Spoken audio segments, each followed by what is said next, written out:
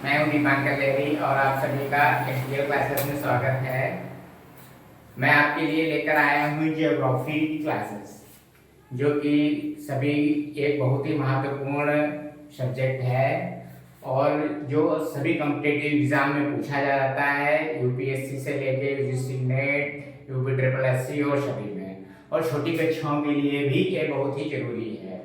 तो चलिए हम ज्योग्राफी के अध्ययन करते हैं और स्टार्टिंग करते हैं। आज हम ज्योग्राफी के अंतर्गत ज्योग्राफी की जो प्रथम शाखा हम कह सकते हैं, जिसके अंतर्गत हम पहली शाखा का अध्ययन करते हैं, जो मेन शाखा है भू आकृति विज्ञान। हालांकि ज्योग्राफी की बहुत सारी विभिन्न शाखाएं हैं, लेकिन भू आकृति विज्ञान प्रथम शाखा जानी जाती है। और जब हम भू आकृति विज्ञान को समझेंगे तो हम नेक्स्ट शाखाओं अन्य ब्रांचेस के कॉन्सेप्ट को क्लियर कर पाएंगे। तो आइए हम सब लोग सबसे पहले भू आकृति विज्ञान जियोमॉर्फोलॉजी को समझते हैं। तो भू आकृति विज्ञान से हम लोग स्टार्टिंग करते हैं। तो देखिए, आइए हम लोग पहले इसकी परिभाषा को समझते हैं। डेफिनेशन क्या है जियोमॉर्फोलॉजी? जियोमॉर्फोलॉजी ग्रीक भाषा के 3 वर्डों से मिलकर बना हुआ है। पहला वर्ड है जियो, दूसरा है मॉर्फी, तीसरा है लोगोस। तो जियो, देखो बच्चों, जियो का अर्थ होता है पृथ्वी, मॉर्फी का अर्थ होता है रूप और लोगोस का अर्थ होता है वर्णन। तो पृथ्वी के रूप का वर्णन ही जियोमॉर्फोलॉजी कहलाता है। तो हम इसमें पृथ्वी के रूप का वर्णन करते हैं, पृथ्वी के रूप का वर्णन करते हैं। अब पृथ्वी के रूप में क्या क्या आता है उसको हम अगले नेक्स्ट टॉपिक में समझेंगे।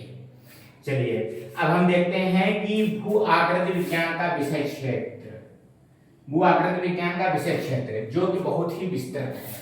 भू आकृति विज्ञान के विषय क्षेत्र को हम समझते हैं। अब भू आकृति विज्ञान के विशेष क्षेत्र के अंतर्गत हम लोग कितने टॉपिक को सम्मिलित करेंगे। आइए अब हम लोग उन चीजों पर ध्यान देते हैं। देखिए बेटा, सबसे पहला भू आकृति विज्ञान के विशेष क्षेत्र में उच्चावच, प्रक्रम और संरचना। क्या है विशेष क्षेत्र? उच्चावच, प्रक्रम और संरचना। ये मेन टॉपिक्स हैं। इसके मेन टॉपिक्स जो है क्या है? उच्चावच, प्रक्रम और संरचना। ये मेन टॉपिक्स हैं। सबसे पहले मेन टॉप कॉन्सेप्ट को क्लियर करेंगे, इसके बाद हम उसके आगे के विशेष क्षेत्रों को समझेंगे।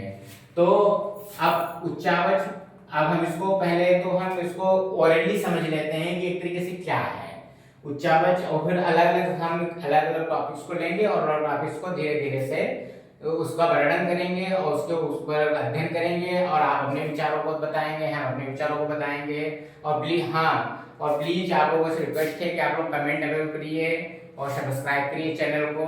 और कोई अगर कंफ्यूजन होता है तो मुझसे पूछिए। अगर मुझे आपको लगता है कि मेरे इस वीडियो में कोई कमी है तो उसको भी आप लोग शेयर करिए, तो मैं उसको अच्छा बनाने की कोशिश करूंगा। ठीक है, तो चलिए देखते हैं उच्चावच, प्रक्रम और संरचना। तो सबसे पहले उच्चावच को समझते हैं, कॉन्सेप्ट ऑलरेडी समझते हैं। देखिए, मान लो ये हमारी पृथ्वी है, भूतल है, ये पृथ्वी है। पृथ्वी भूतल समुद्र स्थल होता है। पृथ्वी के स्टार्टिंग को समुद्र स्थल बोला जाता है। समुद्र स्थल, समुद्र तल से ही किसी भी ऊंचाई को समुद्र तल से ही नापा जाता है। किसी भी हाई डिस्टेंस को जो है कि समुद्र तल से ही नापा जाता है।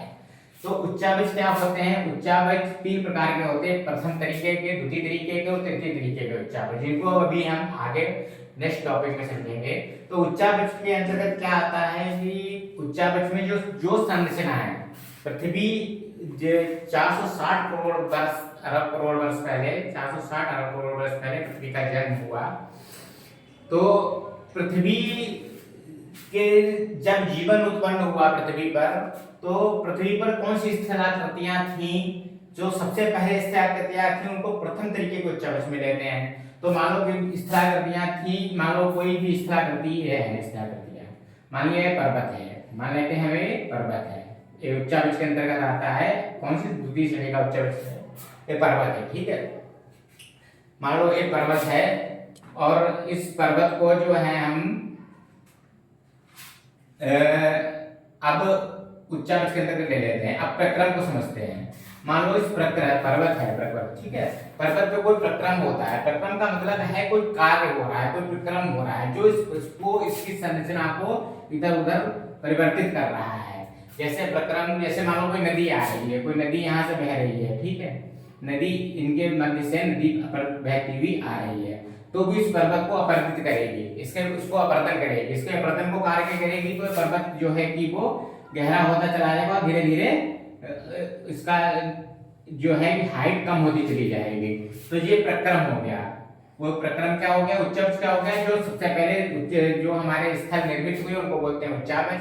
प्रक्रम किसको बोलते हैं, प्रक्रम उसको बोलते हैं जो जो जो जिस क्रियाकलाप के द्वारा उच्चावचों में परिवर्तन आता है, उच्चावच कम होते हैं, ज्यादा होते हैं, अपरदित होते हैं, अपघटन होता है, उनका संलयन होता है, तो उसको प्रक्रम बोलते हैं। और उच्चावच और प्रक्रम के बाद में जो संरचनाएं हमको प्राप्त होती हैं उनको क्या बोलते हैं, संरचना। मान लो जो प्रक्रम हुआ, मान लो हमारा पर्वत था, पर्वत के ऊपर नदी बह रही, नदी ने अपरदन किया, अपरदन से जब पर्वत की घाटियां बनी, मान लो बी आकार की घाटी का निर्माण हुआ या यू आकार की घाटी का निर्माण हुआ, तो इसको बोलते हैं संरचना। इन चीजों को बोलते हैं संरचनाएं। तो आज ये उच्चावच, प्रक्रम और संरचना, तो हम लोग उच्चावच, प्रक्रम, संरचना का बेसिक कॉन्सेप्ट आज हम लोगों को थोड़ा सा क्लियर, मुझे लग रहा है कि आप लोगों को क्लियर हो गया होगा। इसका मेन कॉन्सेप्ट अगले वीडियो में क्लियर होगा जब मैं उच्चावच, प्रक्रम, संरचना को अलग अलग आपको बताऊंगा। तो अगला जो हमारा वीडियो बनेगा वो उच्चावच के ऊपर होगा। उच्चावच कितनी तरीके के होते हैं, 3 श्रेणी के उच्चावच होते हैं, प्रथम श्रेणी के उच्चावच, द्वितीय श्रेणी के उच्चावच और तृतीय श्रेणी के उच्चावच। तो उच्चावचों को अगले वाले वीडियो में हम उच्चावच को समझेंगे। ठीक है, ये वीडियो यहीं पर समाप्त होता है। ठीक है बच्चों, आप सभी लोगों को बहुत सारी शुभकामनाएं, अच्छे से अध्ययन करिए।